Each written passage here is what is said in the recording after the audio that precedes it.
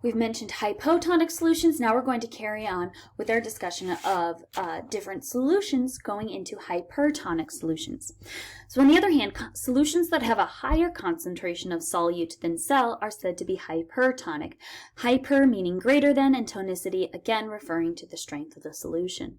If a cell is placed into a hypertonic solution, water will leave the cell. The net movement of water is from inside the cell to outside the cell. We're going to see more arrows out than in. We're going to see water leaving the cell very quickly.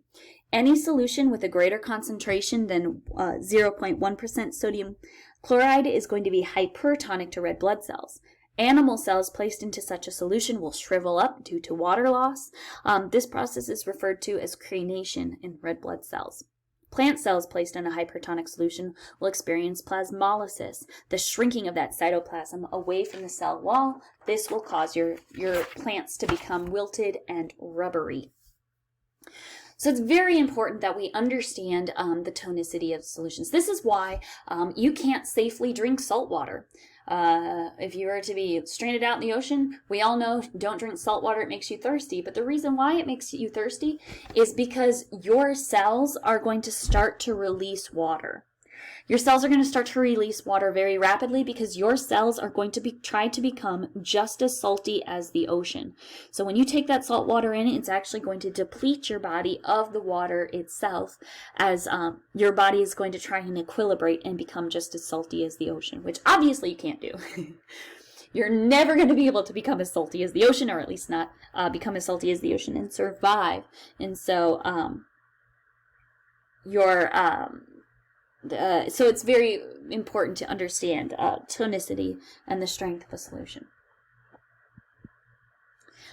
Here is a really great diagram.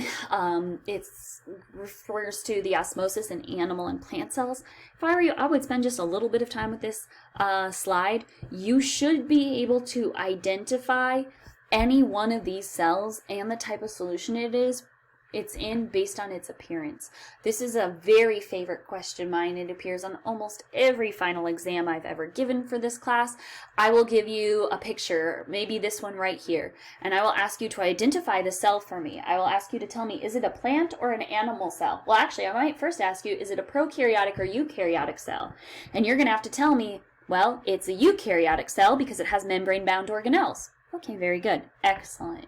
Then I might ask you, is it a plant or an animal cell? And you're going to take a look at it and you're going to go, well, I know that plant cells have cell walls and animal cells do not. So it must be a plant cell because we have this rigid cell wall. We also have these very bright green chloroplasts. So that's another indication that it might be an animal or a plant cell. If you tell me it's a plant cell because it has a nucleus, that will lose you a point. Because of course plant cells have nucleuses, but so do animal cells. So that is not a good justification for why it is a plant and not an animal cell. Then I might ask you, is it in an isotonic, hypotonic, or hypertonic solution? You would then need to tell me that it's in a hypotonic solution, and you know this because the vacuole has swelled up. There's more water rushing in than is rushing out, and so thus it must be a hypotonic solution. So this is a question I like to ask. I will give you one of these 6 images and ask you to identify prokaryotic versus eukaryotic, plant versus animal, and then isotonic, hypotonic, and hypertonic. I will then ask you to justify your response. So make sure you not only can identify them, but you will also know why.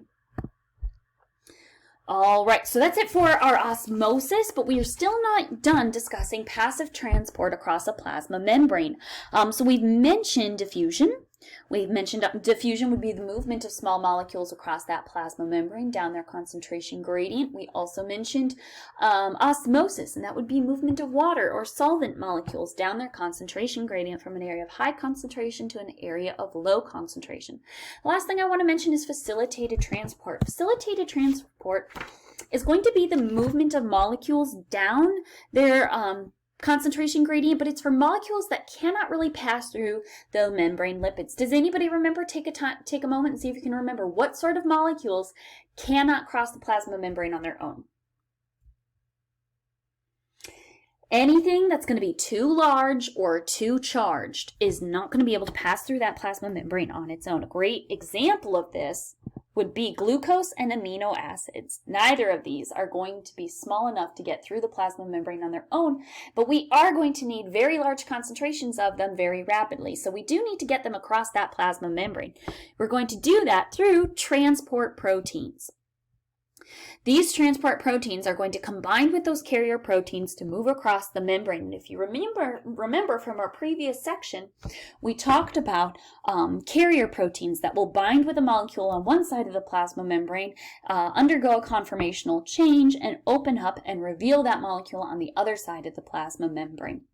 This is all going to be done down the concentration gradient. No energy is going to be required. We're still moving from areas of high concentration to low concentration. So you can either stick your butt in the river and float down the river all by yourself.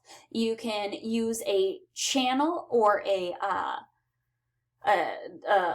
to get down the river, or we can put you in a boat and you can float down the river. In all of those cases, nothing is going to require energy on your part. We're going downstream, we're going down the concentration gradient, and so no energy is going to be required. This is why we call it passive transport across the membrane. So whether we are diffusing across the membrane directly, going through a channel protein, or using a carrier protein, it's all going to be passive transport across the membrane if we are following our concentration gradient.